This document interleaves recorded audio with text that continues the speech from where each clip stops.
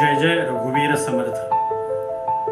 महाराष्ट्राच्या आध्यात्मिक परंपरेत श्री समर्थ रामदास स्वामींनी रचलेल्या मनाचे श्लोक या ग्रंथाचे अनन्यसाधारण महत्त्व आहे।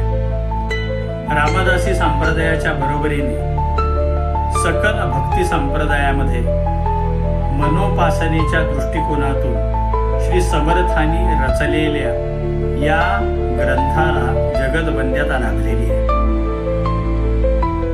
श्री संतांचं अस्तित्व हे त्यांच्या वाङ्मयापासून वेगळं नसतं। या न्यायाने श्री समर्थांच्या या मनाच्या श्लोकापासून श्री समर्थ हे वेगळे नाहीत अशी आम्हा सर्व समर्थ भक्तांची धारणा आहे। अशा या अलौकिक ग्रंथाचं नाव एका मनोरंजनाच्या दृष्टिकोनातून बनवलेल्या चित्रपटाला देणं हा आम्हा सर्व समर्थ भक्तांचा, येथील सर्वही सकल भक्ती संप्रदायाचा घोर अपमान करण्यासारखा आहे आणि म्हणून त्याचा करावा तितका निषेध थोडाच आहे।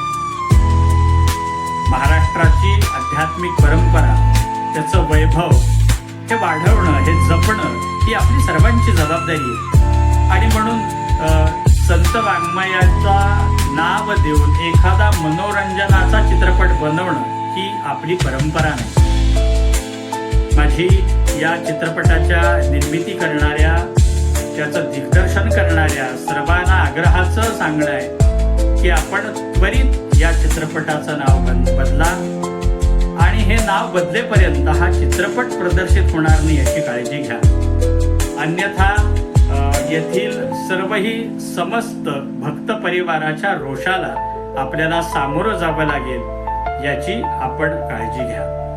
जय जय रघुवीर समर्थ।